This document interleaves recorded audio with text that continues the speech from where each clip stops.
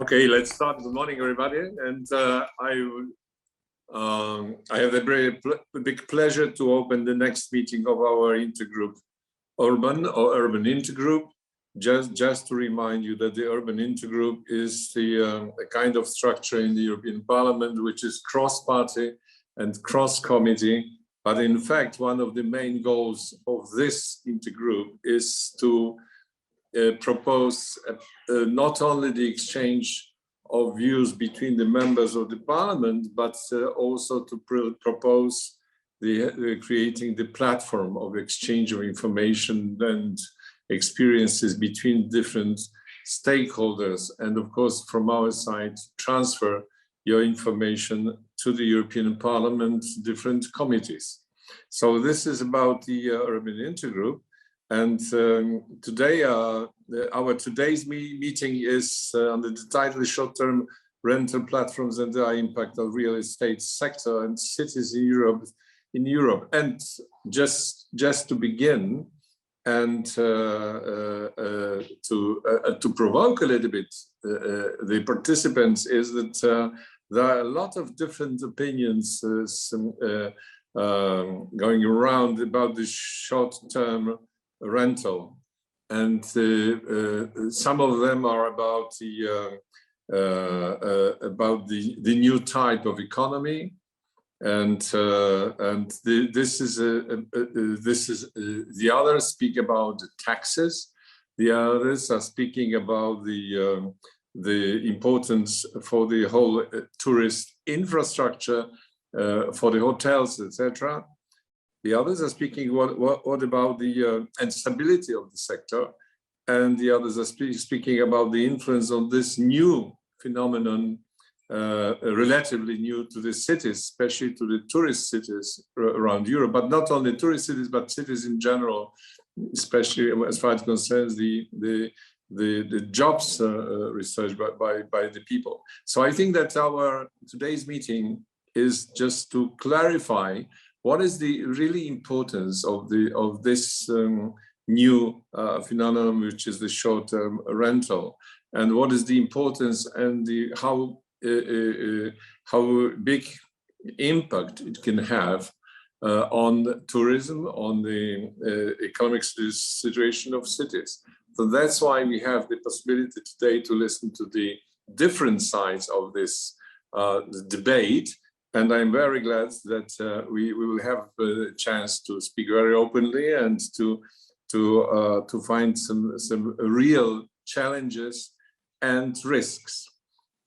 So welcome once again on behalf of the colleagues from the Urban Intergroup. And now I would like to give the floor to Ms. Elizabeth Rohr de Wolf from CEPI, who is the Secretary General of CEPI. Please, the floor is yours.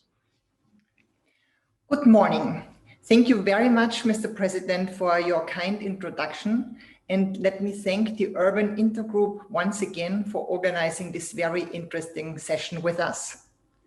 Let me also thank all the stakeholders that have joined the debate today, such as the European Commission, the academic world represented here today by the Free University of Brussels, Eurocities and the City Alliances on Short-Term Holiday Rentals, Airbnb, the European Holiday Homes Associations, and last but not least, our two CEPI vice presidents representing the real estate professions, both agents and managers.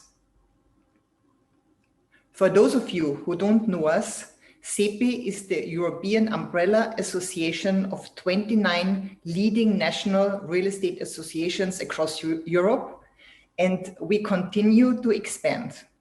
Headquartered in Brussels, the association aims to develop professional standards in the sector, promoting that real estate brokerage and property management is conducted by qualified professionals with high ethical standards.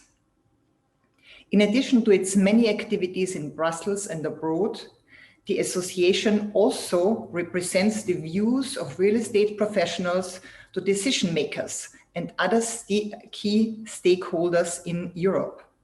CEPI further addresses problems and possible solutions for the practical concerns of real estate professionals in dealing with complex matters, such as the implementation of EU policy and legislation. But back to this morning's discussion. Our main intent today, and the reason why we were happy to organize this session with the intergroup, is to bring together key players involved in the field of short-term online rental platforms and to look collectively into the different challenges and opportunities that this means for our professions, the real estate market, and probably most importantly, to cities themselves. To be perfectly clear, CEPI does not intend to promote a pro or anti narrative in this field. What we asked for in our first position paper on this matter, for example, was a better understanding of this relatively new ecosystem of online short-term rental platforms. We also want to study its potential in the shared economy, as well as ensuring that appropriate regulation remains in place for the benefit of all, including each city's decision makers. The purpose is not to discriminate against alternative business models, but to ensure a level playing field. I now leave the floor to this important debate, which I trust will be the first of many discussions we will have together on this topic to enhance beneficial cooperation and peaceful coexistence for all our sectors.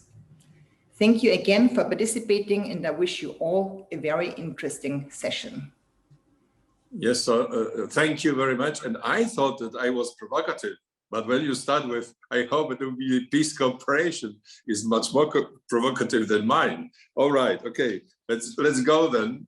And we have our today's meeting in two different parts. The first part, the impact of short-term rental platforms, and we will have the chance to listen to the one side of the debate and also the Citizen University, and the other part is views from Airbnb. So I first would like to give the floor to Mr. Federico Ranuzzi Di Bianchi from the CEPI, as Vice President of CEPI, coming from Italy. Please, the floor is yours. Good morning, Mr. President. Good morning, everybody, and thanks for having me. It's a pleasure to be part of this panel and represent the real estate agents, CEPI, as a Vice President and President of PAC, which is the division of real estate agents, and of course, Italy. I represent FIAP, which is the biggest Italian real estate federation of agents in my country. In Italy, in terms of percentage, the Italian tourism is now back to the level where it was before COVID, luckily, I would say. Last data for 2021 show that tourism sector is now at 13% of the national GDP. In recent years in Europe and in Italy, we have been experiencing a dramatic increase of tourism and an impressive growth of the short-term rent. Just to give you an impressive data from 5 years, the short-term lease contracts have risen from 500,000 per year to 1.5 million per year. It is important to stress that those who are choosing this solution are not only tourists, but also people that have other needs, such as, for example, managers willing to relocate for a certain period, maybe a few months, few weeks, or students attending master's course. Short-term leases are managed not only by big platforms, but also by real estate agents. So as agents, we are not against it. Of course, in terms of taxation, big companies that are based, their headquarters not in Italy, but in other European countries, they have different taxation, as we all know. So, of course, an important point to discuss and to focus for the next future, I think, is to the tax side, because if we want to have a fair competition, there should be a balance. In Italy, as you probably are aware, we have very high taxation, so it's different, you know, to operate in this field when we, no matter the size, but just to discuss about the taxation system.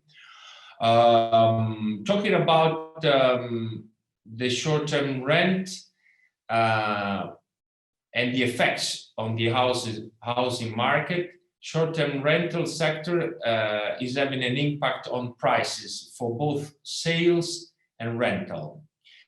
For example, residential market rent prices went up because rents payable for short terms are higher than the average, having the effect of raising rents in certain locations where the activity is more concentrated.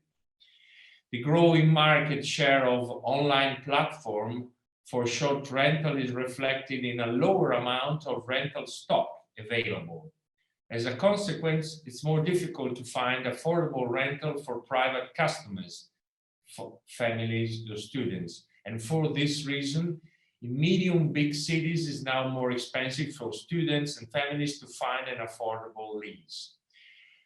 Landlords and investors prefer to have a higher income by putting their assets on the short-term market instead of the standard lease. For the sales market, the outstanding growth of the short-term rental has boosted the sales in numbers and the prices, especially for small apartments, mainly in the city center, for example, in my country. In general, small apartments, 1 or 2 bedroom apartment, are the most sought and most expensive ones, considering the ratio euros per square meters. This trend has also boosted the real estate sector as a whole and its supply chain. Investor looks for units to convert into smaller apartments in order to put these properties on the short rent market. Therefore, we face a dramatic increase of renovations and division of bigger units into smaller residential ones. To sum up, as a real estate professional, I see mainly positive sides for investors and landlords. The yield, the revenue is very attractive and higher if compared to a standard rental. Payment is safe and it's accomplished in advance. No risk regarding the tenant that does not pay.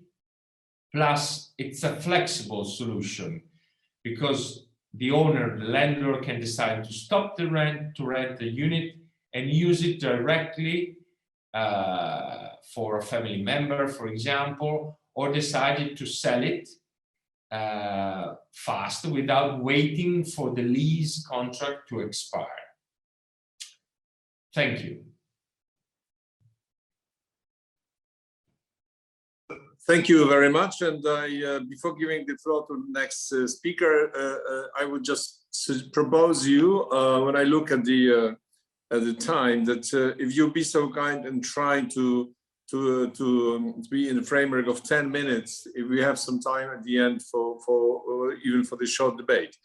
Now I would like to give the floor to Mr. Luis de Prado, also the Vice President of CEPI, coming from Spain. Please, the floor is yours.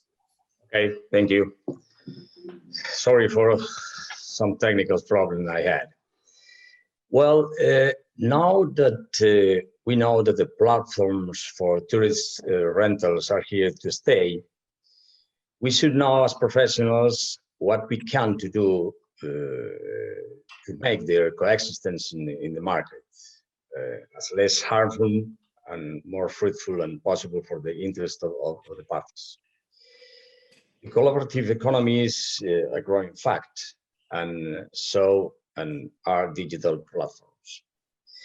It is therefore appropriate to begin with a question.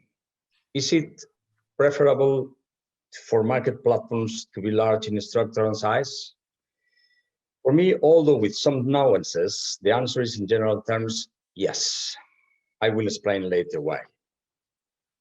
I would like to start my presentation by giving you a few facts about the parts of the market I know best. The growth in these 13 years of existence has been exponential. This has led to major frictions in the residential real estate market, such as increased property prices and rents, the absence of residential rental product, and conflicts of coexistence. I'm going to focus on this.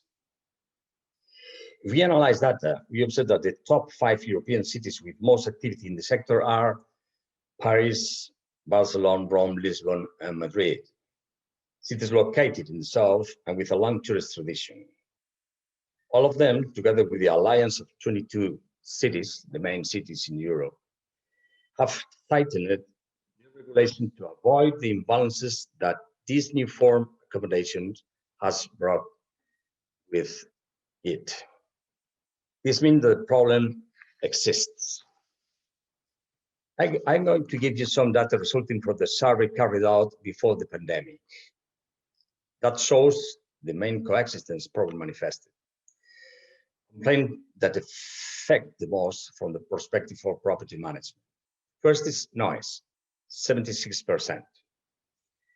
Second is lack of respect of the rules of the community owners, community of owners, 66%. Dirt, 40%. Insecurity, 38%. Vandalism, 28%. Unhealthy activities, 27%. Use of the wrong facilities, for example, to use the wrong parking spaces. You arrive to your parking lot and this is occupied, ringing the word doorbells late at night, etc. Does it mean that the outlook is always negative? Obviously not. A significant part of the society has found a new mode of accommodation that it considers more beneficial and as an economic sector as well. But for the moment, the balance cannot be considered positive in general terms. If we consider that the city of Madrid alone rented 8.3 million nights in 2019, and that in Spain in 2018, 11 million people were accommodated through the system, we cannot ignore the fact that there is a social reality that in high demand. Now comes the explanation to my answer at the beginning of my presentation. Why it is preferable for platforms to be large and have sufficient and adequate means? Because except in the case where the leasing is managed by an individual, large platforms can and should have control mechanisms, customer selection, monitoring and compliance with regulations, including those of a fiscal nature. The great challenge for these largest companies to carry out a more exhaustive selection of customers that even allows the creation of lists of problematic customers. In short, the aim is to prevent the coexistence problems alluded from discrediting an activity that, with greater control, would be more viable and socially accepted. Otherwise, cities and states will protect themselves by creating restrictions, such as those cities in Madrid, in the south, and those cities in cities like Madrid or Bilbao and others, which only allows this type of rental on first ground floors, limiting the numbers of units per building, or in those with direct access through another independent entrance with orientation. For example, a property that my company manages in my city has a separate access to the main entrance door to access to its apartments located on the mezzanine. 26 units in total, and do not generate conflicts of any kind in the building, because the control is adequate. They must also be clear about the obligation of compliance with the rules of the communications of owner and taxation, facilitating a transparent market that nullifies unfair competition and prevents illegal leases or exceeding the deadlines set by law. In the case of Spain, 30 days. Cooperation between the platform and the authorities with the help of professionals in the sector is therefore necessary. It should not be forgotten that, for example, in Spain, the horizontal property law allows limiting or conditioning the existence of tourist apartments in property with a favorable vote of 3/5 of the owners, and that the Court of Justice of the European Union stated that it is appropriate to require a license for tourist apartments in advance and not a posteriori, thus vindicating the Paris City Council. In short, the collaboration of the big platforms is necessary to eradicate the mafias that summon tenants in property where legal apartments are located in order to advertise them and then take customers to nearby places where the accommodations customers in illegal apartments. It is therefore in the hands of all the operators in the sector and the authorities to collaborate for an adequate coexistence in the market that allows existence and social acceptance in general, and in particular that of the residents of the properties and the inhabitants of the large urban cities affected. It is generally not the case, although it can be said that it has improved in the recent times. We hope to see the light at last. Thank you. Yes, thank you. Thank you very much. I think it shows the element of the debate which is proving that it's not to fight the system, but to put an order to this and to organize it better and to put it into legal framework. I think this is something what I understood from this speech. And now, Ms. Mark Beckett from Eurocities and Cities Alliance on the short-term holiday rentals. Please, Mark, the floor is yours. Thank you. Thank you so much, Mr. President. Thank you for the invitation, and also a word of thanks to SEPI, who co-organized this meeting. And I also thank the previous speakers. I agree with the last speaker that it's time that we would see the light, but it's also good that we would work on peaceful coexistence, as I think one of the other speakers said.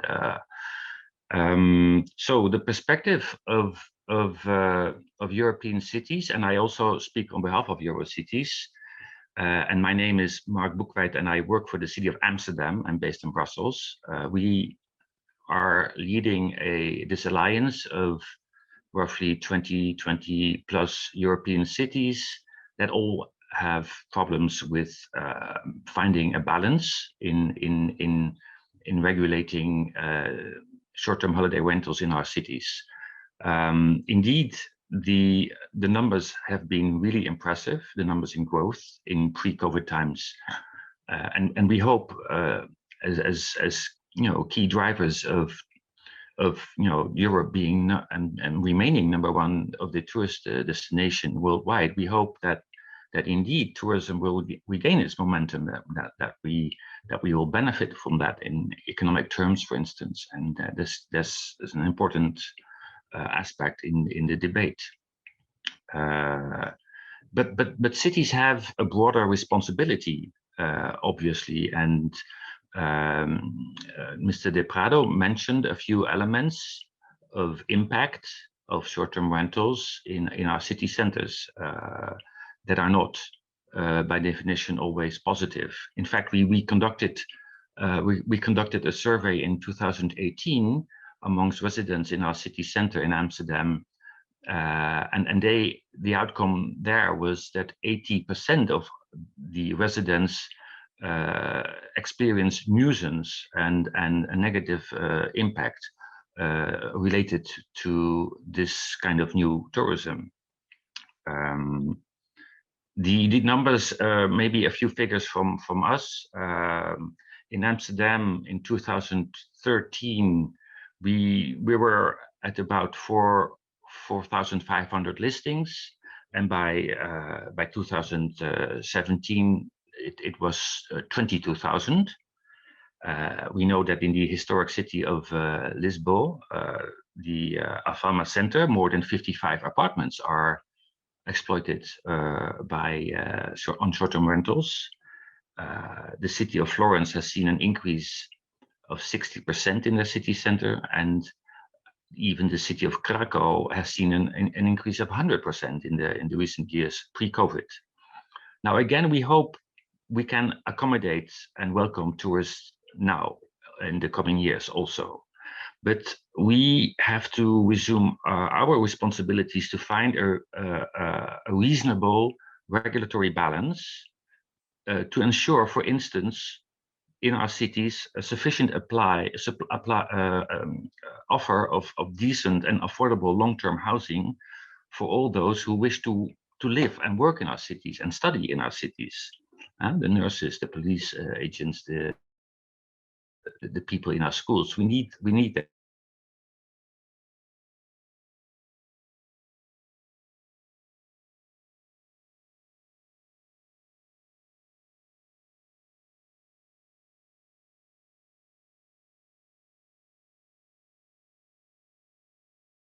Interests, and also looking at the particularities of the local housing market, because Europe's housing market is very different from member state to member state, from region to region, and even from city to city. But even within a city, the housing markets are very different. So when you want to develop a proportionate, balanced regulatory approach to manage in a responsible way short-term holiday rentals, you will really have to look into the local particularities and socio-economic circumstances, which is why I believe what we see is that the approach can be quite different from country to country and from city to city, and that is quite explainable.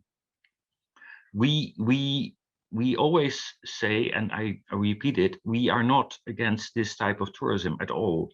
Our main concern is that short-term rentals respect the local regulations that are in place, that we have developed to find this balanced approach.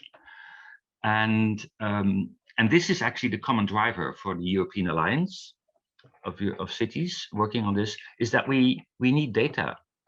We need simply data from the platforms that allow us to verify and to enforce the regulatory measures that we have, I hope, with some cleverness, find a balance in the different interests that we have. But we need to have the data to see if the regulations are respected. And this, unfortunately, is the key issue that unites the cities working in this alliance, because we all have difficulty with accessing the data that we need, and with the cooperation. I must emphasize, not with all the platforms. There are certain platforms for sure, often smaller ones, who do work with us, but the large platforms, and that are often quite dominant in the market, there we don't see any reasonable cooperation in this respect so far, which is why we hope that, and therefore this meeting comes at a very timely. I mean, we have hopes that the current draft Digital Services Act that is being debated in the Parliament and in the Council, it will help us to identify in a more effective way advertisements that are illegal, based on the principle that what is illegal off-ground should also be offline, should be legal online.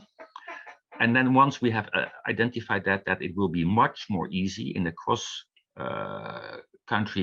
cross-border mechanism to actually get these illegal advertisements off the platforms, and hopefully we are also in a better position to ask and demand the platforms that they do share the data that we need in order to better develop this sector in a responsible way for the future years to come. I thank you much for your attention. Hey, thank you. And thank you, Mark. I would immediately have some questions, but we don't have time because this is some elements which show that there are parallel processes which are going on. One is this overcrowding of the tourist cities, like livability. This is an example of Krakow before COVID, which became difficult to not only to live but to walk through Krakow. And the other element is the question of lack of possibility to live for the people who work and who study. But the question, and the third one is the short-term rental, which probably, if it's legal and everything is legal and transparent, etc., will it influence livability and places for the work? I think there are three processes which will impact each other. So I think it's very, very interesting. I would like to give the floor to Professor Peter Paul Verhege, if I pronounce it well, from the Université Libre, Free University of Brussels. Please, the floor is yours. Okay, good morning, everybody. Thank you for inviting me here. I'm indeed Professor Peter Paul Verhage from the Vrije Universiteit Brussels. It's the Dutch part of the university in Brussels. And I have made a small, concise presentation. I will try to share it now. Let's have a look whether it works. I think you should be able to see the presentation right now. And I will maybe start with the main message actually of my presentation. I think every responsible and balanced policy towards short-term rentals, and here the case of Airbnb, should not only distinguish between different member states in Europe and different cities, like Mark Boekwijd has correctly mentioned, but I also do think so that you have to distinguish between different types of neighborhoods. In some neighborhoods, there may be a shortage of Airbnb providers, and in all the neighborhoods, there might be actually a kind of too high density of Airbnb providers. And a second message I would like to give you is you should also distinguish between in your policy between different types of hosts. And usually they make a distinction between professional and non-professional hosts, but I do think that dichotomy is too simple. So I will illustrate both messages with the case study of Brussels Capital Region. And maybe first a few words about the mission statement of Airbnb. Airbnb claims to offer the opportunity to low and middle income families to generate some additional income. There's often something that you can read in their press releases. And in addition, the Airbnb philosophy is built on giving the opportunity, the occasion to tourists and travelers and expats for a more authentic experience outside the classic tourist bubbles. So these are the two claims that Airbnb is often making. Of course, we are not the first study to examine that. Previous studies in all the cities, among which Paris, Barcelona, Sydney, Sofia, London, and Utrecht, have already examined that, and they have shown and demonstrated quite convincingly that Airbnb listings tend to cluster in neighborhoods near to touristic attractions and the traditional hospitality industry, so near the traditional hotels. And in previous studies, they also have made the distinction between professionals and non-professionals. But we want to go a step further and really dig into the data of where Airbnb listings are located with the case study of Brussels. So we had two research aims. First of all, to examine the spatial distribution of Airbnb providers in Brussels, and second, to distinguish between different types of hosts. Like the previous speaker also mentioned, it's a problem to get data from Airbnb platform. And then in the literature and the research community, there are two alternatives. You can go to RDNA, and there you have to buy very good data, which are web scraped data from the Airbnb platform. And the second option is free data from inside Airbnb. For this study, we used RDNA data, which are really sound and good data about the Airbnb listings in a particular city. And we focused on the year before the pandemic because, like we all know, the pandemic has had a tremendous effect on tourism worldwide. So we looked into the picture in 2019, and we considered all active Airbnb listings in Brussels capital region, and active, we defined that as available for rent or reserved for at least 1 day in 2019 in the region. And we end up with 11,427 listings provided or offered by 8,500 hosts. And on average, an active listing was active for 159 days in 2019. But of course, these are just averages, and there's a lot of variation in active days. And therefore, we have to distinguish between different types of providers, different types of hosts. But maybe first have a look at the spatial distribution of Airbnb listings in Brussels. Here you see Brussels capital region, and there you see already a very firm clustering around the city center, around the Grand Place, and also the so-called Dansard neighborhood, and also some clustering in Elsene next to the European quarter. We have the same picture, the same map, but then with Airbnb density. So the number of Airbnbs per 100 households in the neighborhoods. And there again, you see there's a huge clustering around the city center and around the European quarter. Then important, I think it's crucial to distinguish between at least 4 types of hosts. And we will start maybe with the host that is most close to the original Airbnb philosophy. So Airbnb is stating you have the opportunity to share your room. So that is the first type of hosts. So people who just share a room, one bedroom in their dwelling. So this is the so-called sharer. Then there is another Airbnb type of hosts, which is the occasional host. So we define that as somebody who lets his or her dwelling for maximum 120 days per year. And the philosophy there is you can go abroad as an expat, for example, or you're on a holiday, but then you will still live in your own home. And if you're not living over there, you can rent it through Airbnb. So that's the occasional hosts. All the studies sometimes say it should be less than 90 days or less than 60 days. So here we used 120 days. So that's a choice. And a third type is an investor. And this is somebody or a company that lets one apartment or one dwelling for more than 120 days. So then it's quite unlikely that you also live in that house, I think. Or you have at least, or you have 2 apartments, 2 dwellings on Airbnb. So that's the so-called investor type. And then there's a last type, the professionals who have at least 3 apartments or dwellings on Airbnb. And most of the time, they also do not live in these dwellings.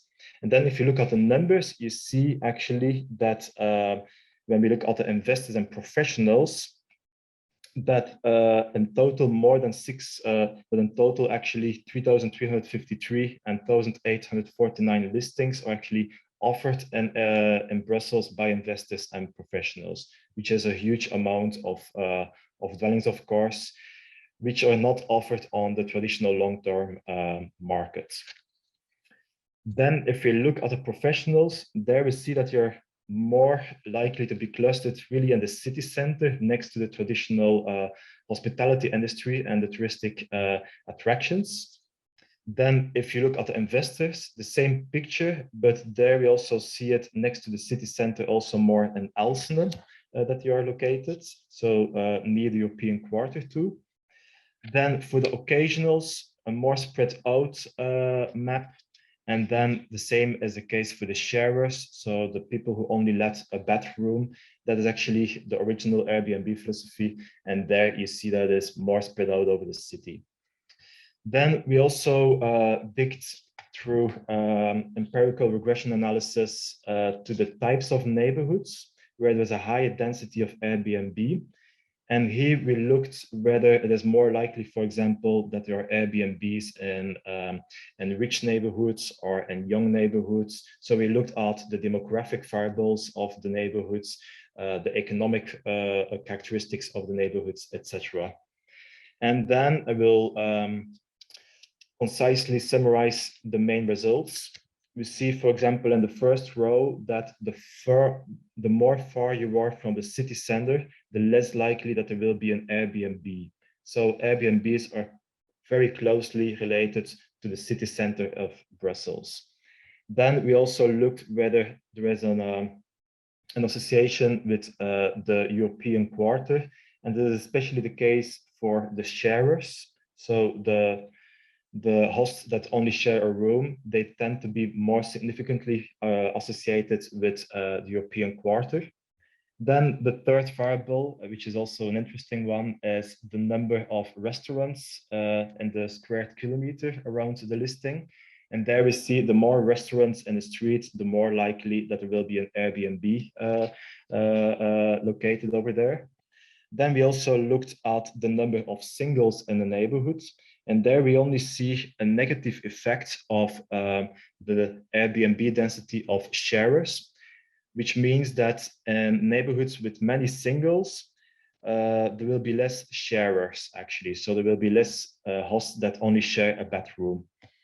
Then if we look at the more younger neighborhoods with many people between 18 and 29 years old, then we see actually there's a higher likelihood to have a higher density of Airbnb by sharers. So the sharers are really located in the young neighborhoods in Brussels. And then if we look at people above 65 years old, so the number of inhabitants of older than 65 years old, then we see that this has a negative effect on investors and occasional Airbnb density. So we can say that the Airbnbs, the investors and occasional Airbnbs, that they are not located in the very old neighborhoods or neighborhoods with very old inhabitants in Brussels. The same goes for families with children. Then especially occasional and sharer hosts are less likely to be located over there. Then I will go a bit more fast. Then we see actually that the richer the neighborhood and the lower the unemployment, the more likely there will be an Airbnb density over there. So Airbnbs are especially located in socioeconomically advanced neighborhoods in Brussels.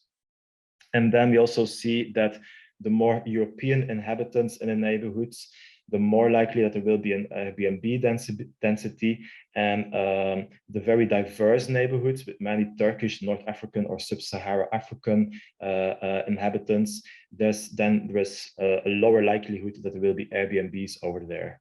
So we see actually that the Airbnb density is associated with the demographic, economic, and structural characteristics of a neighborhood. Then we can draw a few conclusions. First of all, there is also in Brussels, just like many other cities in Europe, a concentration of Airbnb listings in around the city center. And Brussels also very near to the European institutions, close to tourist attractions, hotels and restaurants. Airbnbs are less frequent in neighborhoods with many elderly, children and non-EU migrants in Brussels, and they are more often located in economically successful areas. And as a policymaker, I would advise you, to you as policymakers, that you should take the heterogeneity in hosts into account. And I think a distinction between professionals, investors, occasionals, and sharer hosts is useful to make your policy. And we see especially the professionals and investors that they strongly cluster in the city center, and that they overlap with the hotel industry, and that the occasional sharing hosts are more spread out over the city. So these were the main conclusions of this study. Now, at the moment, we are also conducting another study in which we look at the effect of Airbnb and Airbnb density on the rental prices and also the supply side of the traditional long-term housing market in Brussels. But that's something for next year, I think so.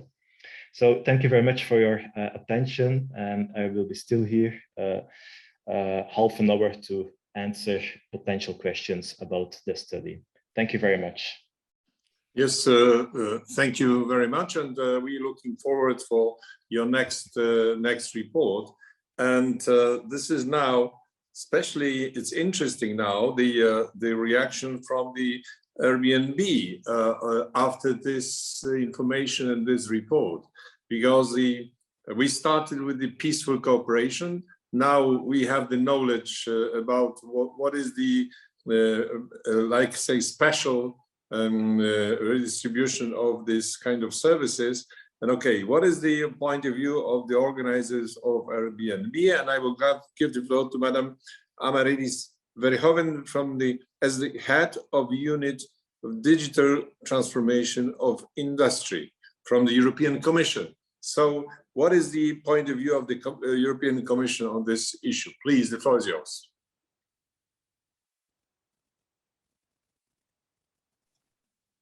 Yes, thank you very much, and good morning, everybody. Very happy to be here. Let me be very clear from the beginning. So indeed, I am from the European Commission. I'm head of unit for digital transformation. Our job is basically to make sure that digitalization can be an opportunity for all the various ecosystems on which we are working, without, of course, bringing negative effects. And in the context of the tourism ecosystem, we are looking at the question of short-term rentals, or STRs. Now, let me be very clear. I was put in a panel with the platforms, but of course, we're not representing the platforms, okay? We're looking at the tourism sector and STRs in general. And we're following the debate with big interest because as a commission, we are considering a specific legislative initiative in this area. And why is that? I think the debates have made a couple of things very clear. Short-term rentals are there to stay. They bring opportunities, they bring benefits, but there are also challenges. There are points of concerns, and that is presented here today, but that is also reported in a number of facts and findings, some of which can be found also on our website, but we're certainly not the only source of information. By the way, we just recently completed a Eurobarometer survey, Eurobarometer, testing basically the views of citizens in general, and it is actually representing very much the same voices as we hear today. So in general, positive appreciation of STRs, but clearly also pointing at the downsides that are being mentioned today. So what is it we actually are considering? Because I mentioned already that as a European Commission, we are considering a specific legislative initiative in this area. And we have been publishing our Inception Impact Assessment, or so-called roadmap, in this respect. And there is now actually a public consultation ongoing. I come back to that.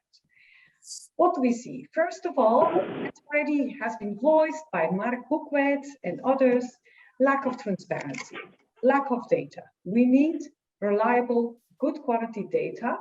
And if I say we, that's not so much us, the European Commission, that is basically all the local authorities, those that are confronted with the situation. They need data.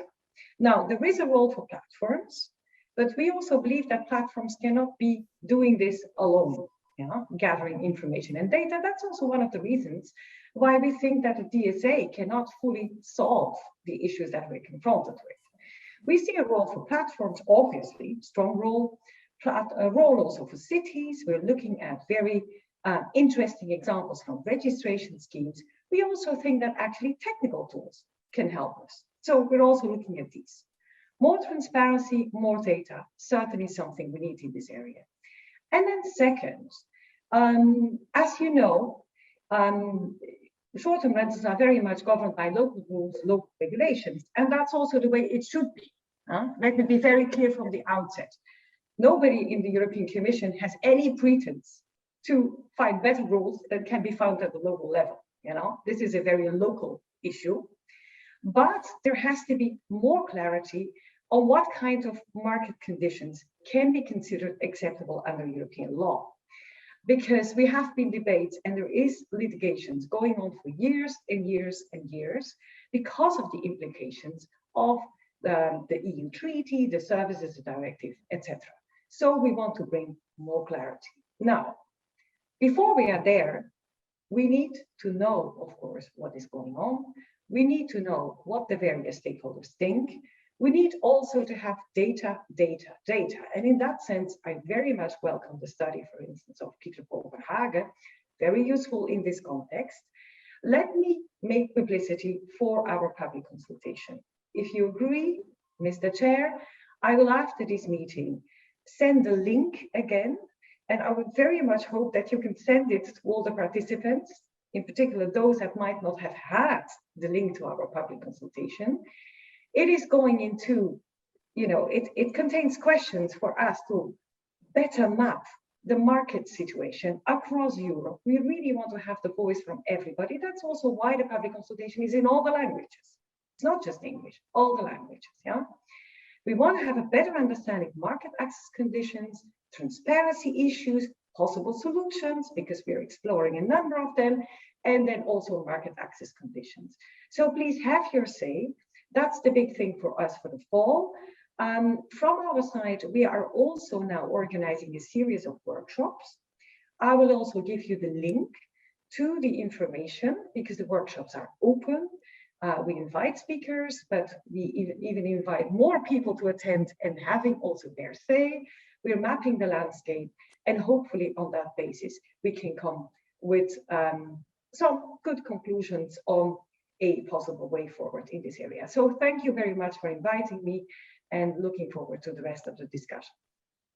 Yes, thank you. And of course, absolutely, yes, you can just send us all the participants of this seminar, but also you can send it to us. We will send it to all the members of the parliament. Maybe they will be interested. By the way, of course, I didn't want to treat European Commission as the platform, even if the Commission is more and more remote system, you will have 3 spaces in future.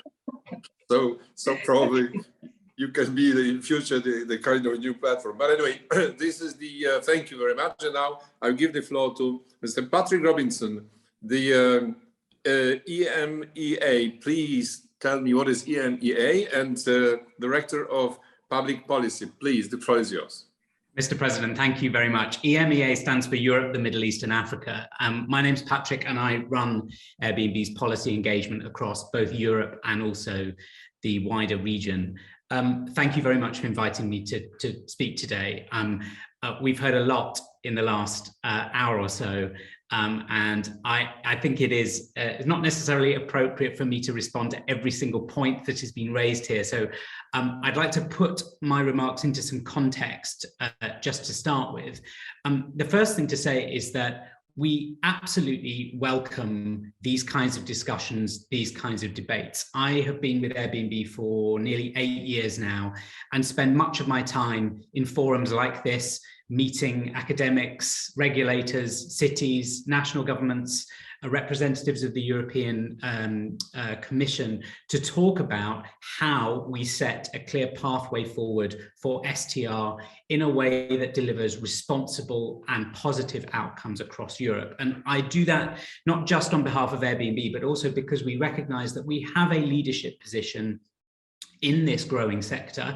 You're going to hear from Victoria in a moment about the wider industry and the complexity of the ecosystem. Elizabeth, in her opening remarks, talked about this as an ecosystem, and it really is. So much focus is placed on Airbnb as an individual company, but this is a very complicated, complex industry, which actually predates Airbnb to a very great degree. Short-term rentals in Europe is not a new thing. What is new is the power that the internet has played in turbocharging and intensifying that engagement. And I think that is the source of some of the challenges that we face today. So I think for all of our focus on cities today, I think it is important just to note that how much the pandemic has changed things. In the last quarter of 2020, for example, we saw more guests staying in Sicily than we did in Florence and Venice combined. And that is a complete switch in the kind of travel pattern that we've been used to before. And in the first half of this year, we saw rural travel surging well past urban.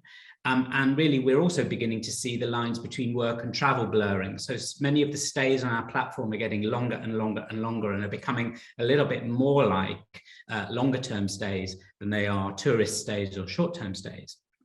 And we've been working with local authorities across Europe to help adapt to those kinds of scenarios, and in many cases to support their growth, because many of those rural economies want to benefit from the shift of travel away from urban and into their areas too, but doing so in a responsible way. Study after study has shown that guest and host spending is an incredibly important economic contributor to people and local businesses, and also that tourist taxes are a crucial part of how governments get access to the funding they need for public services and to manage the impact of tourism in their areas, which is why we have led the industry on concluding tourist tax deals for short-term rentals across Europe. In France alone, we remitted about 120 million euros in tourist taxes from 2015 to 2019. In city after city, country after country, we are doing more and more and more to make sure that those tourist taxes are getting to the municipalities that need that money. So when we want travel, when travel returns, and in whatever form it returns, we want to make sure that that happens in a safe, sustainable and beneficial way. And that means not just cities, that means also the wider regions around them. So let me turn to some of the tricky topics that have been raised already during the day. I think it's important for this group to understand how much work Airbnb has done to work intensively with national, regional and local authorities to ensure that this new form of travel is happening responsibly. And we have absolutely every intention to continue those exchanges about how we can work together. I mean, I have met the Eurocities team on a number of occasions now, and I'm actually heartened by how much we agree about the way forward. And I think Amaryllis has just outlined a very clear regulatory path ahead that I think will help to resolve much of this. So let's just talk briefly about rental costs. The link between STR and rental costs, I believe, and the data shows, it's much, much more complex than was suggested earlier on. The European Commission has done work on this, looking at Amsterdam specifically. Airbnb has commissioned work in city after city, looking at this, this trend and this phenomenon. And the answer is always the same. And I'm not actually a betting person, but I will bet Peter Paul that his outcome next year is going to be, it's actually quite complicated. If you look at the study that the European Commission did looking at house pricing and rental costs in Amsterdam, they concluded that yes, in some areas, there was a positive correlation between the number of STRs and rent prices, but they concluded in other areas of the city, there was a negative response, meaning the higher the number of STR listings, the lower the rental prices were becoming. It's also true that with so much of our supply in many key cities being people's individual homes, their use as Airbnbs cannot be having an impact on the availability of long-term housing. Now, I think what we need, as Amaryllis has just said, is more data and more transparency on this, which is why we have been working with the rest of the industry and with Eurostat to develop an evolving data set that will be increased and intensified in the years to come, that will provide accurate, real information that will allow people like Peter Paul and cities like Amsterdam and governments like France to really understand the trends that are shaping their cities and their countries. AirDNA data that Peter Paul referred to earlier, we do not believe is a reliable source of information about us, about our platform and about our hosts. They make a number of guesses and estimates about what's going on.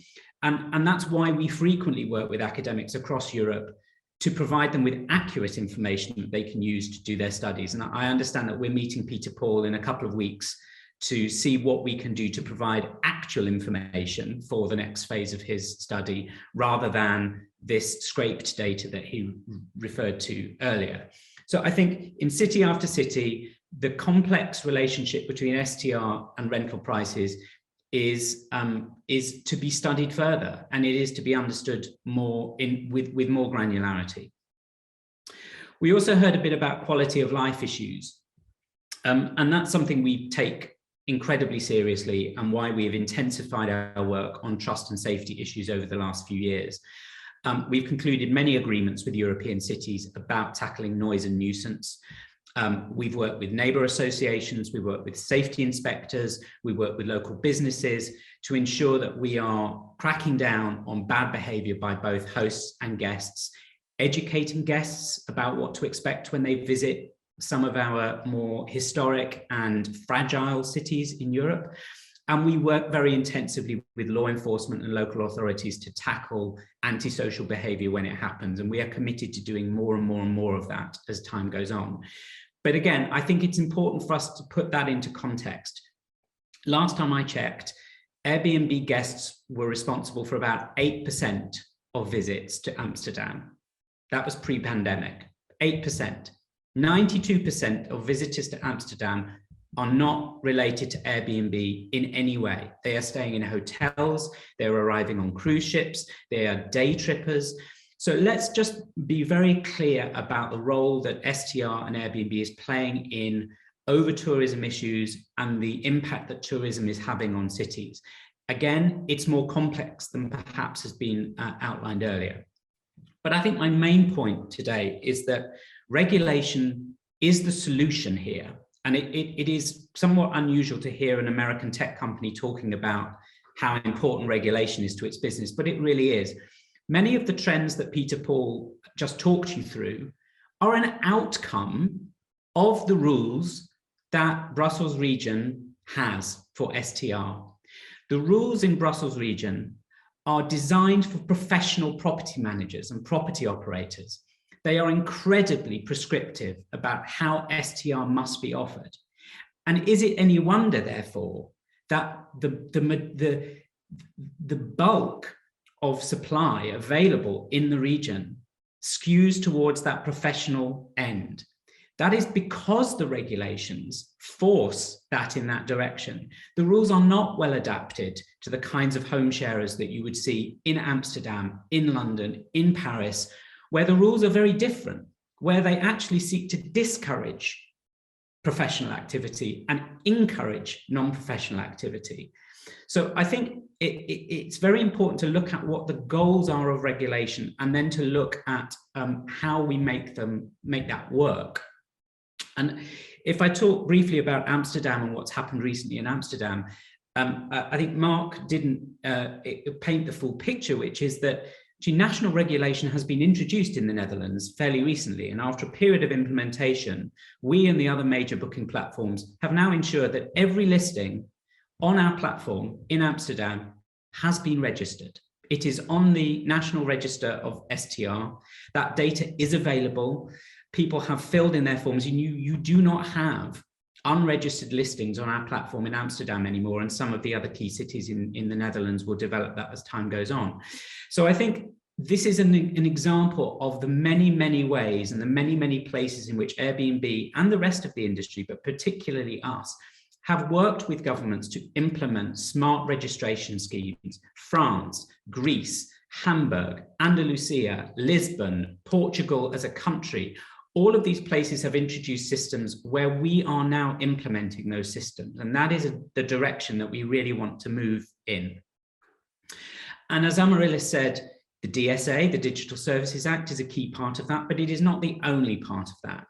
What we are really looking forward to and have been calling for many years is the development of this STR regulation, which is going to help put a clearer framework around regulation in Europe, not just so that cities can regulate STR where they do not currently do so, but in some of the places, for example, like Brussels region, where those rules we believe are unfair, and in fact, there is a Commission infringement process already underway to challenge the rules in Brussels, that we are looking at smarter rules that are easier for people to, for real Europeans to engage with, and easier for platforms to implement, and that data is available in compliance with GDPR and other frameworks, that action is taken against illegal listings or listings that are proving to be problematic from an antisocial behavior standpoint, and that taxes are being collected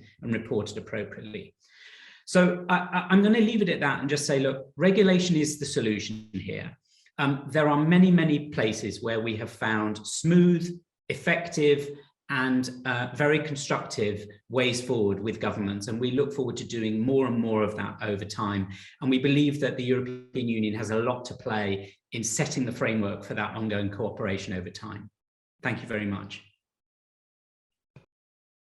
Yes, thank you. And for me, it's really important to understand the whole situation, that probably it's important what the local authorities, they prefer to have much more professionalism than sharing, etc., or the other way around. So I think this is one of the elements. I remember when I've been to the headquarters of Uber, and I remember this debate with the heads of Uber, when they said it depends in which city in Europe, around the world, what is the approach? The approach to put it into the framework, or to leave it as a kind non-professional, etc., giving the middle class possibility to earn. I think this is one of the elements, and the other element is, of course, and what I see also in the chat, please look at the chat, is also the question about not only the question, the remark about the to defer Airbnb, who's aimed to leave as much money in local economy. So that's why I must say I'm not well informed, but is the tourism tax the same like the tax for the economy activity, which is probably not the same. So that's why I think it's also important for our debate.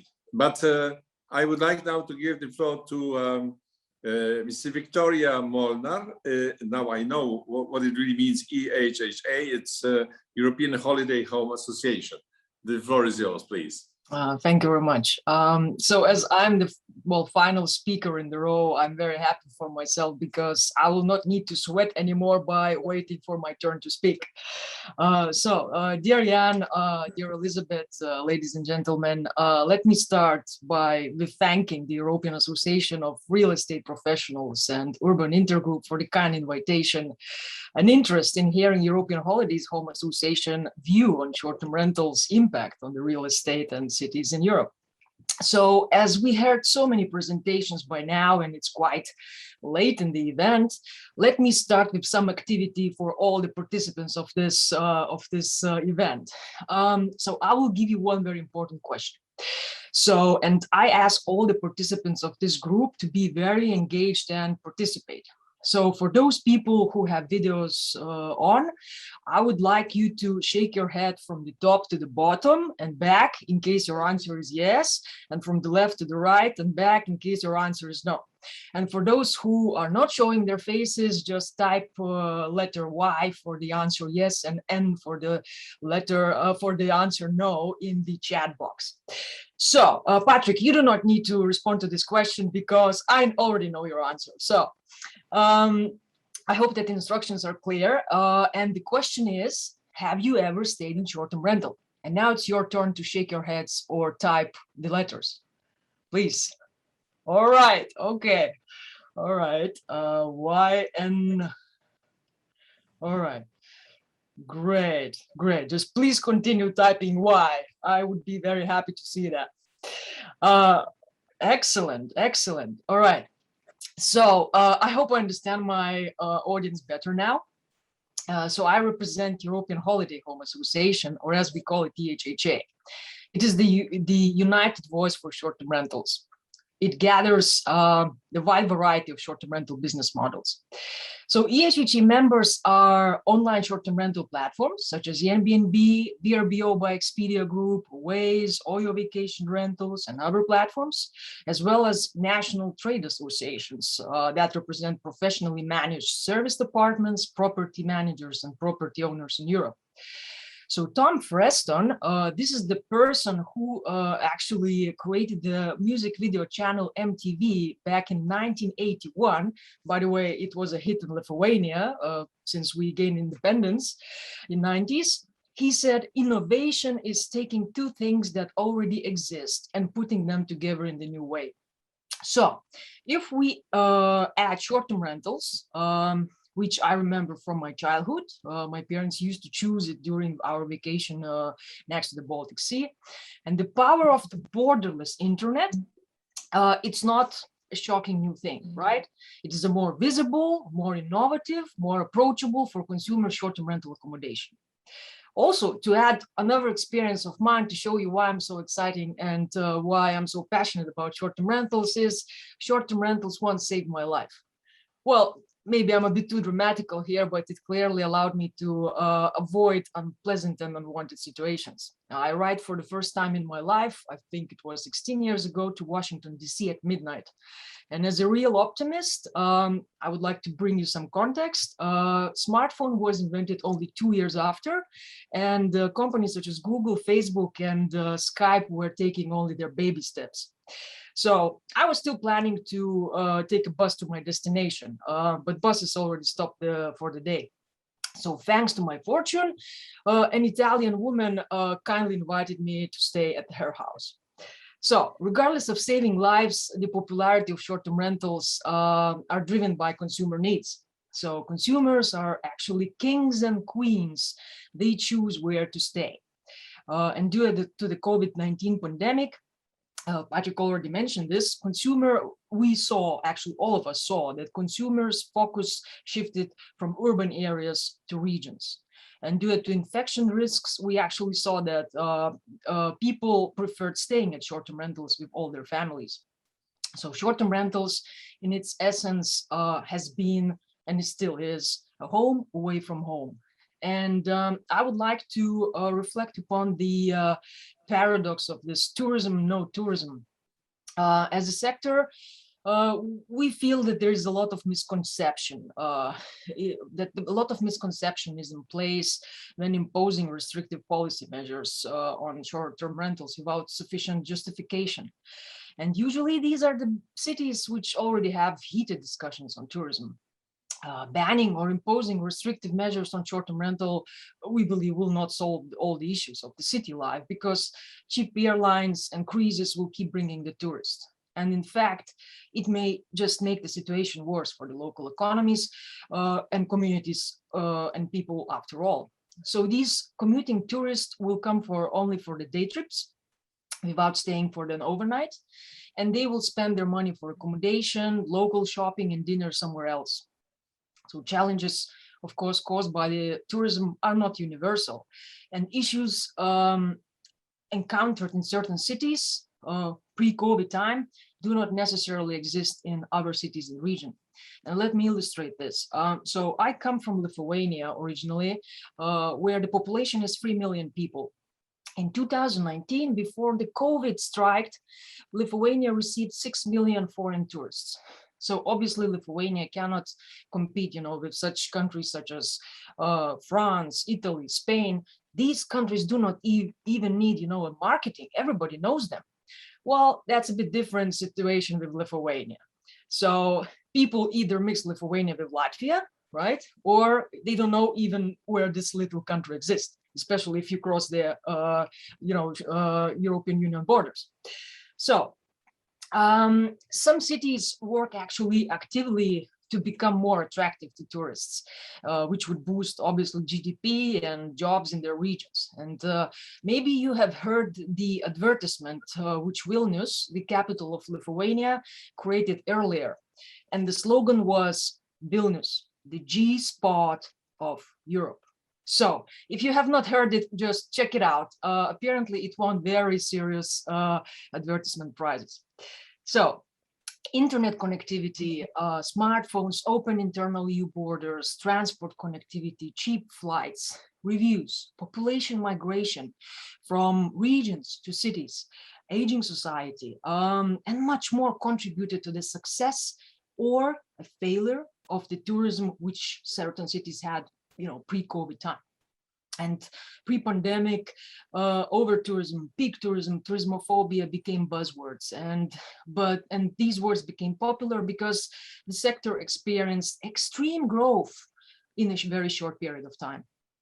And then the COVID hit the fan. International tourist arrivals and overnights in accommodation facilities like deep dived to such extremes we've never seen before in our lives. So UNWTO predicts that tourism sector may recover only by 2023, 2024. Again, it depends on the sector. And due to the standstill which tourism sector face, WTTC, the World Tourism and Travel Council, calculated that pandemic resulted a loss of $4.5 trillion coming from tourism to the global economy in 2020, and a loss of staggering 62 million tourism jobs around the world. So the pandemic did not only affect the tourism sector, but also closely linked sectors such as transport, retail, trade, communications, food and beverage. In an area of remote work,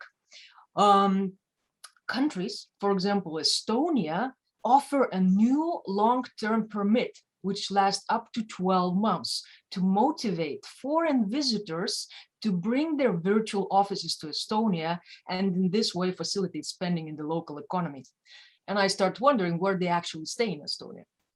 All right, so in the EU, the European Commission proposed a broad range of policy measures to soften the impact of plummeting tourism revenues on households and businesses. And member states, they pay cash, grants, they provide tax relief, payroll supports, and loan guarantees. Unfortunately, all this aid was given only to the big tourism players, regardless of EHHA members' active plea for help. So the narrative today is that COVID-19 crisis should be used to improve the tourism industry, to make it more digital, more sustainable, more resilient. And I'm leaning here to the final sentence in this, that a number of cross-cutting industries and stakeholders contributed to the growth of tourism in certain cities before the crisis. And it is crucial that all of them, it is crucial actually to involve them in the development of the sustainable tourism policy. So short-term rental sector is open and ready to contribute in this way as well.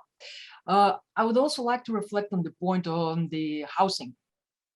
So decent and affordable housing has come even more to the forefront in the recent decades. And house prices have risen considerably in many countries over the past 30 years, a trend that started somewhere in the middle of 20th century. Population from rural areas are constantly moving to the cities. And OECD stated that construction in cities could not keep up with the strongly rising demand. And as a result, prices rose sharply. So in order to improve the housing affordability, OECD suggested to phase out the mortgage interest relief and relax rent control. So studies of well-known universities as well as OECD propose different solutions different solutions. They argue that limiting people's incentives to invest in rental housing by strict rental market regulation actually reduces the housing supply. An economic professor of a well-known university claims that local long-run supply constraints, including regulatory constraints, explain actually why housing affordability has declined dramatically in thriving places and superstar cities. So to put it simple, increasing housing prices should stimulate construction. Increase in supply shall ultimately bring down the prices. It's a basic economy.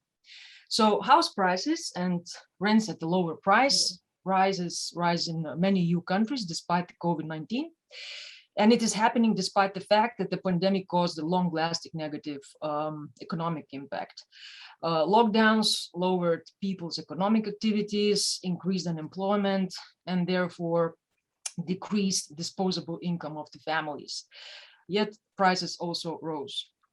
I believe that short-term rentals are playing and will play a vital role in the recovery in the coming years. So short-term rentals, they do create opportunities for local economies, such as underutilized assets can be reused to accommodate travelers, consumers have a greater choice, the investment is diversified, and families can actually add to their incomes. It could be even a life-saving opportunity in case they lost their jobs during the COVID-19. And in addition, majority of short-term rentals are actually run by women. So the gap still exists when it comes, to their salaries and pensions in comparison to the men. And for many people also, it seems to be less risky to stay in a flat or room on your own with your family than going to the crowded big buildings. So the way forward.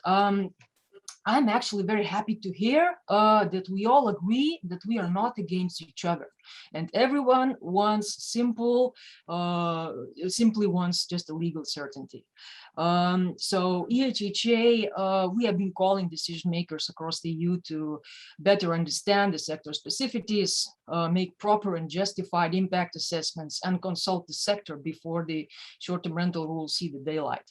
And we cooperate as much as we can proactively to ensure a balanced development of the short-term rentals in certain cities. So, however, to my greatest disappointment, short-term rentals, they operate in the highly complex and fragmented world. So these hyper-local rules, and here I talk about thousands of rules in EU, introduce different obligations to different categories of short-term rental service providers in many cities. And to add on that, they are under constant review. So in our increasingly complex world, multiple options, for example, exist to book a short-term rental accommodation. And I would like you to illustrate how it works. So the consumer can browse an online short-term rental platform such as Airbnb, VRBO, or any other, and find a short-term rental accommodation which was advertised by an owner. Second point. Consumer can browse an online short-term rental platform and find a short-term rental accommodation which was advertised by the property manager, who is the professional in this case and acts on behalf of the owner. Or actually, the property manager simply manages the properties he or she has. The third one, consumer can go straight to the property manager and get the book accommodation over there. And the fourth one, consumer can turn immediately to the short-term rental owner, subject he knows them. And, there are situations where consumer can actually do some of them, just, to duplicate or increase the chances that he will get better booking. And here we can start talking about the duplication of the numbers. So, and I think Patrick was talking about it, that, it's very important whenever all the studies are made to use the official data. Because then we can understand the real, what's the real number of short-term rentals in the areas, right? And as the follow-up of our commitments, EHHA online platforms sign an agreement with Eurostat in order, to provide this aggregated data at the municipality level on the short-term rentals. Yeah, so local rules often pose huge challenges for the short-term rental sector, and we see a lack of proportionality and justification of measures imposed on our sector. And in 1969, JFK, I'm sure all of you know this quote, said, "We choose to go to the moon in this decade and do other things not because they're easy, but because they're hard." So I would say, our sector could say the same. So EHHA members understand that the growth of the short-term rental introduced new challenges and regulatory needs in some cities pre-COVID time. That is why the whole short-term rental sector committed to the roadmap of actions to facilitate sustainable development of the short-term rentals. And you can find the roadmap on EHHA's website. Just Google it. So online short-term rental platforms, even though they are considered information society services, as per ECJ decision in Airbnb's case, they are caught in between two worlds, offline and online. So they comply with all the existing EU law.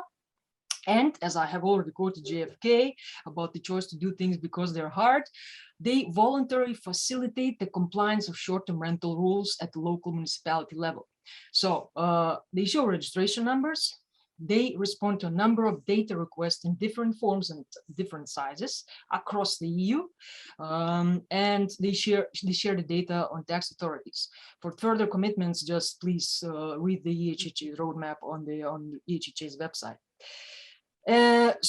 But here I would like to note that online platforms are in no position to enforce the deeply fragmented rules which are constantly changing in the cities and municipalities in the EU. That was and still is the competence of national, regional, local authorities. And just not to forget, there are tools in place such as notice and takedown mechanism as per e-commerce directive.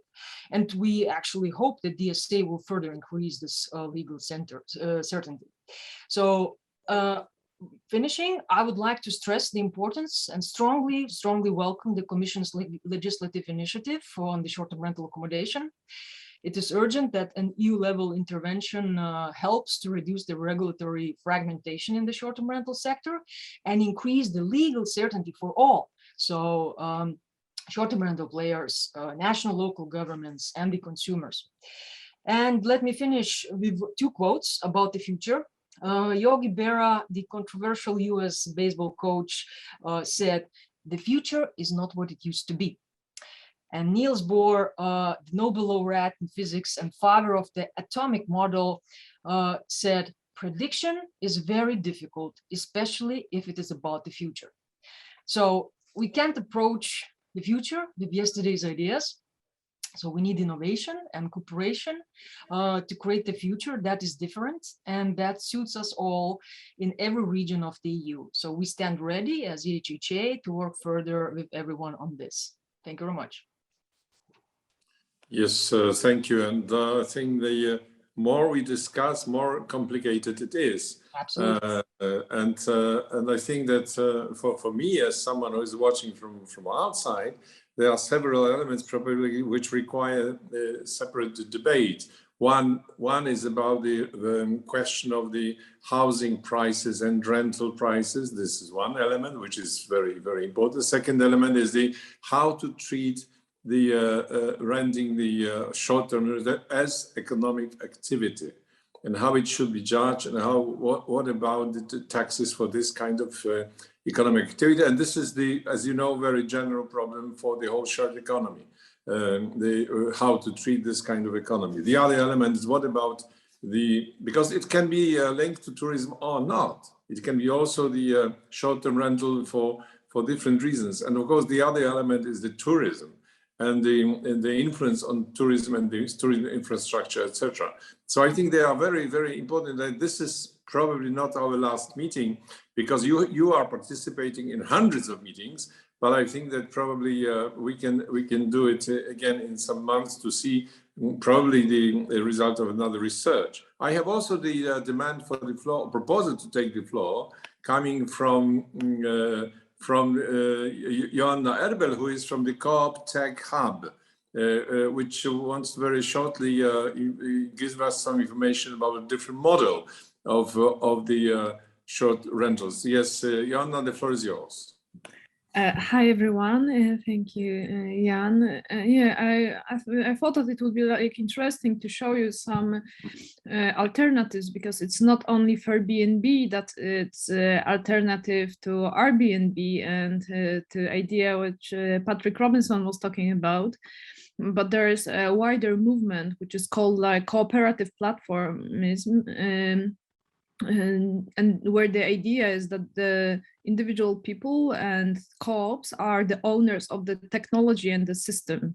There is another co-op in Montreal in Canada, which is called EVA, which was showing an alternative to Uber.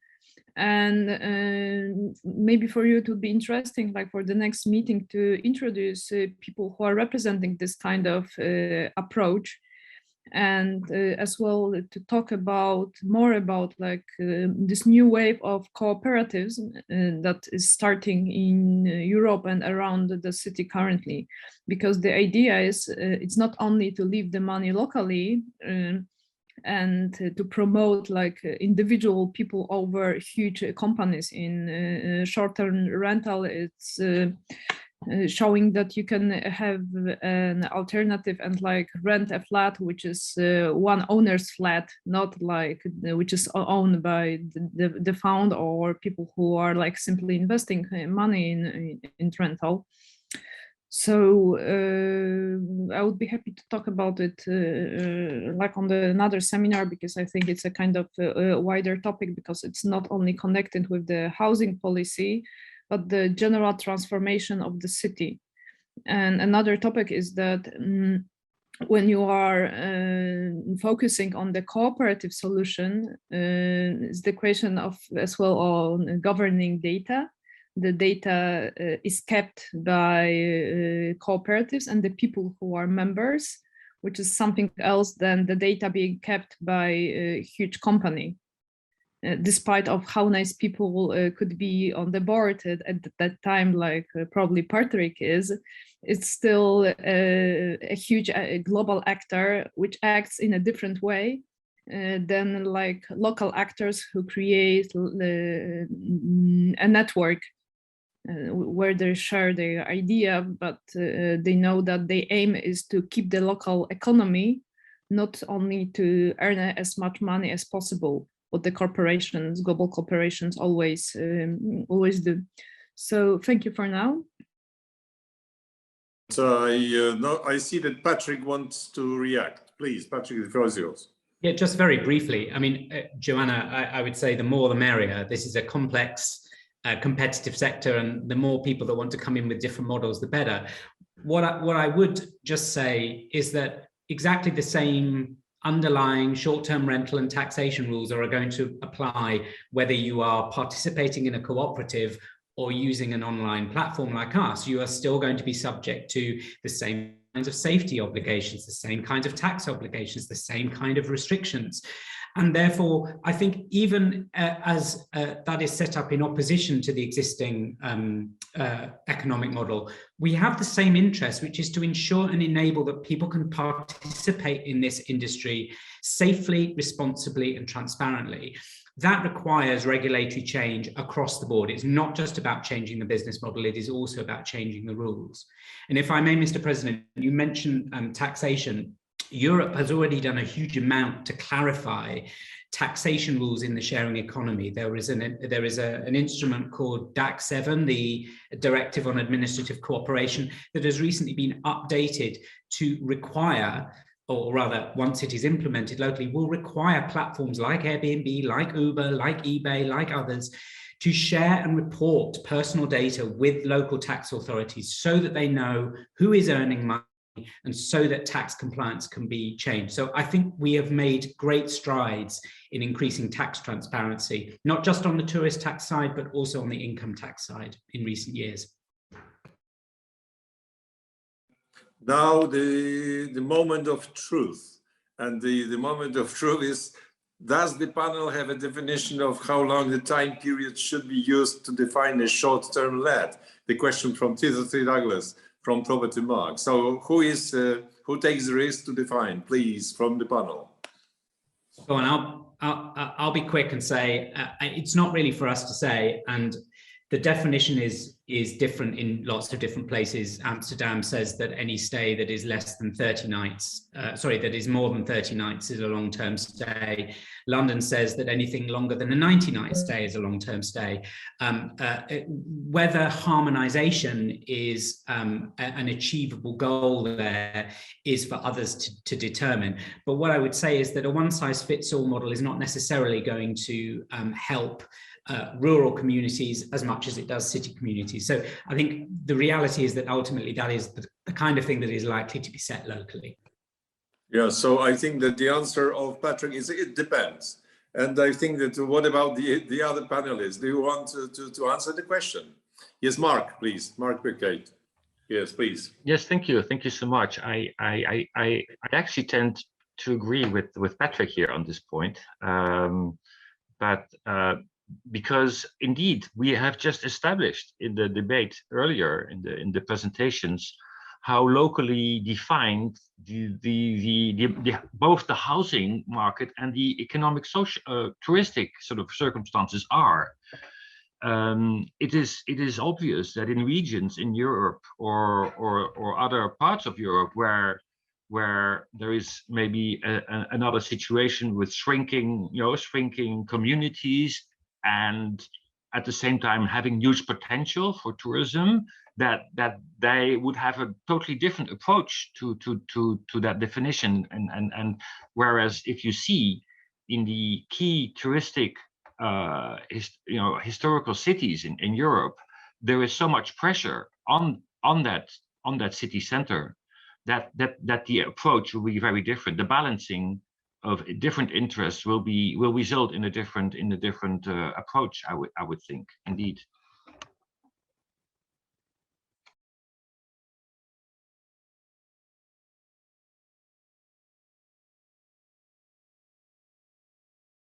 I believe you're muted, Jan.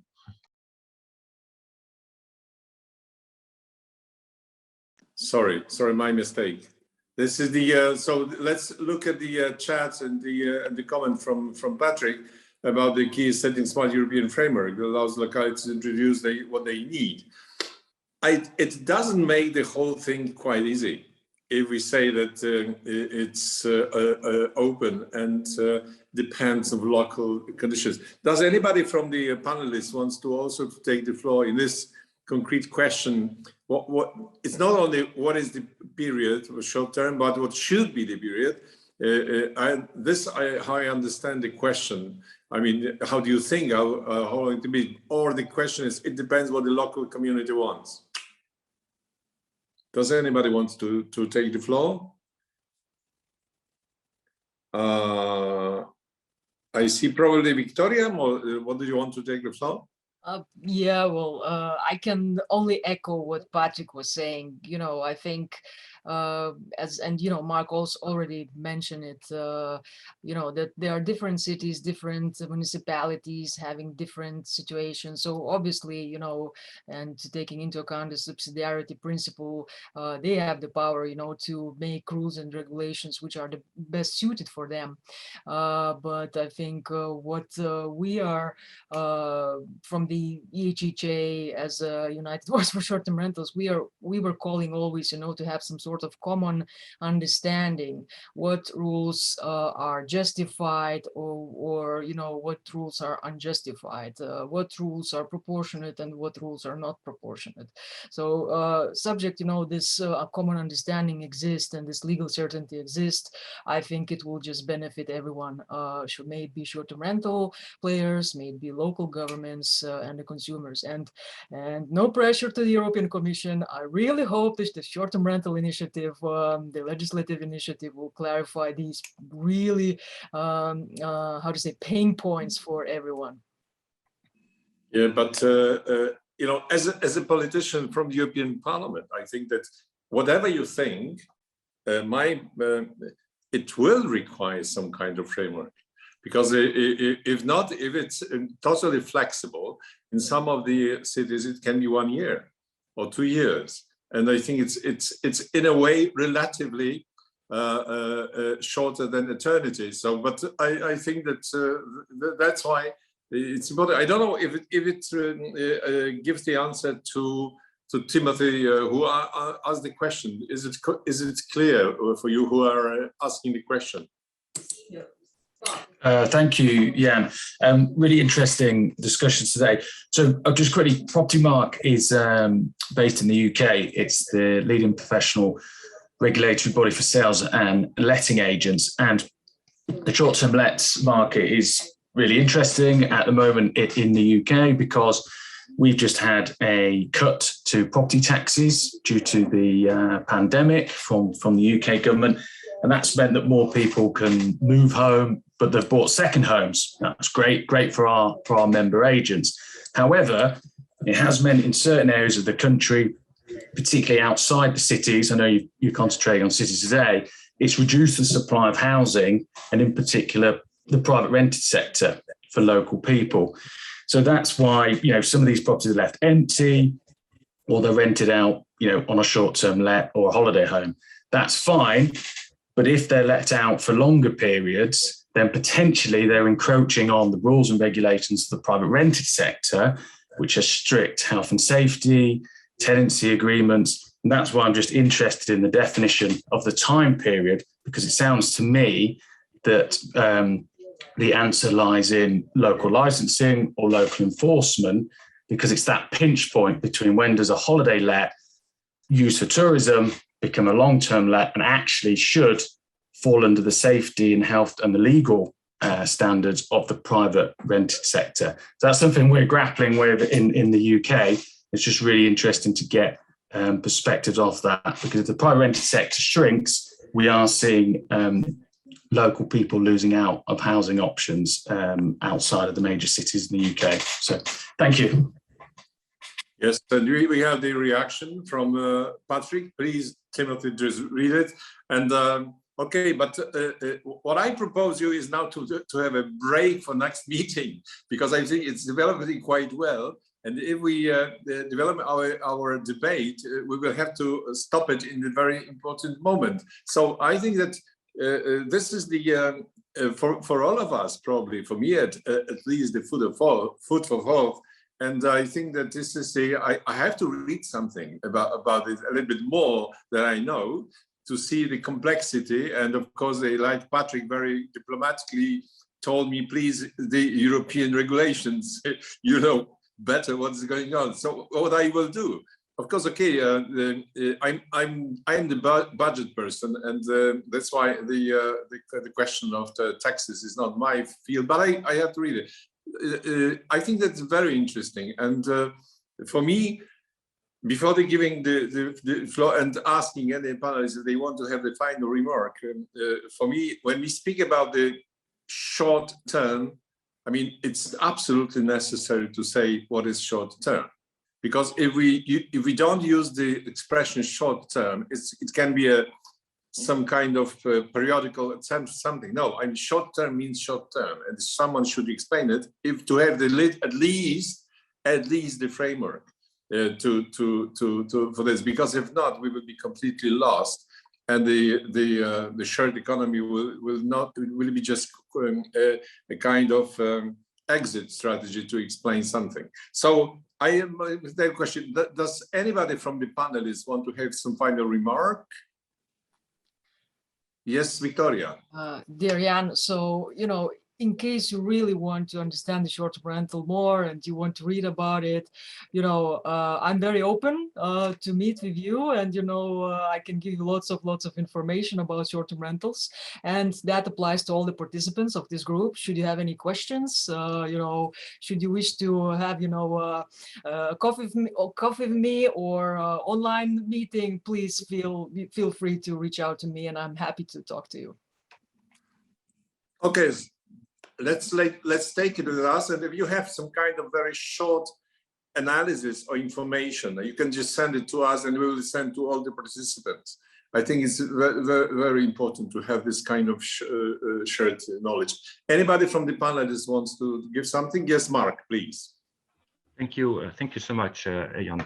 I'd like to come back to the intervention by Mr. Ranuzzi Di Bianchi, where he explained, I think very well, what he sees happening in the real estate market, where larger houses are being transformed into smaller apartments, because the market for these smaller apartments related to the business model of short-term rentals is becoming much more interesting. This is precisely the development that we don't want to see happening further in Amsterdam. This is precisely where we are worried about illegal activities in this market, and the underlying public interest is that we want to maintain as much as possible the existing house stock to accommodate people who want to live and work in our cities. So that is the broader perspective, really, aside from concerns on livability in our streets and the city centers, and Mr. De Prado mentioned a few elements there, but that's the balance that we are facing, and which goes to explain why we think actually the original added value of where Airbnb started, accommodating others to travel for maybe a better price and stay in a certain city, that can be done, we think, reasonably when people themselves go on holiday and leave their homes for 30 days for short-term rentals. Which is the approach that we take on that. Yes, Patrick, you want to react now? I was just going to say to Mark, the registration system is there to stop that happening. If these properties cannot get registered, people are not going to be subdividing large houses to put them on STR sites. And again, I am, and Airbnb is fully, open to understand the impact that it's having in context.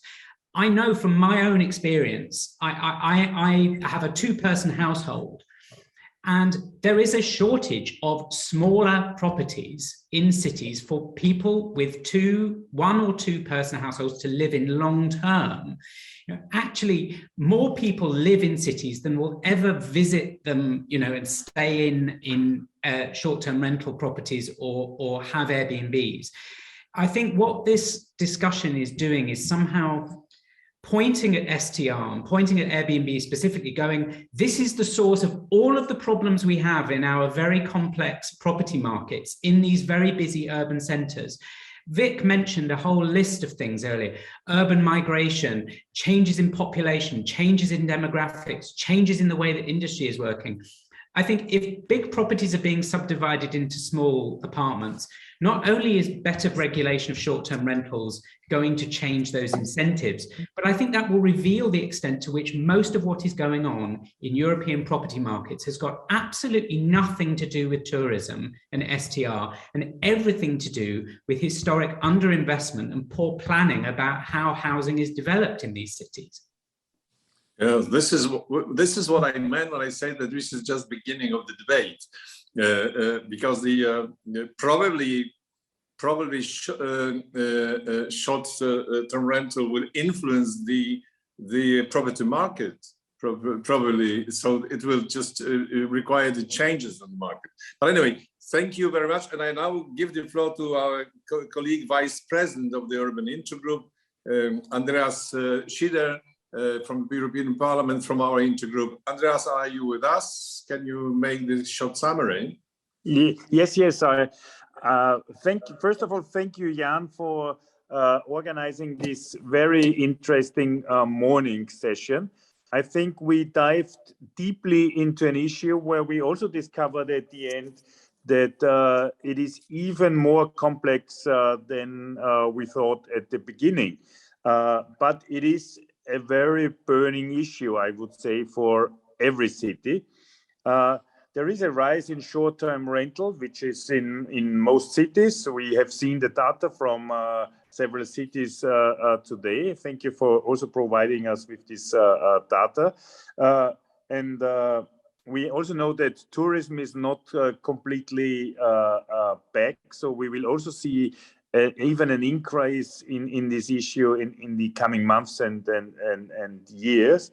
And of course, as mentioned also now at the end, it is not only about tourism, but of course, it is also about tourism, but it's mainly also that, of course, there is a contradiction in providing these short-term rentals and most of the housing policies in our cities. So to provide people with long-term, safe, affordable, decent housing facilities. And as this idea of short-term rental anyway came from this, when I go for holidays, I will rent my house to somebody else who wants to go for holidays, this exchange idea. Of course, now it huge dynamic in it, and there became an industry. We all know when we simply look at the cities where we as European functionaries are also mostly in, like Brussels, Strasbourg, and others, there is a big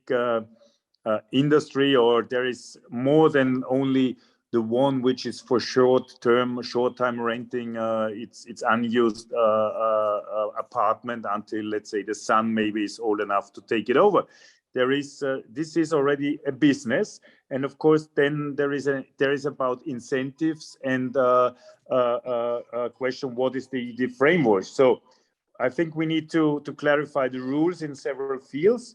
One, of course, of the biggest rules is taxing. Others also, like urban planning instruments, of housing policy instruments, of course, also.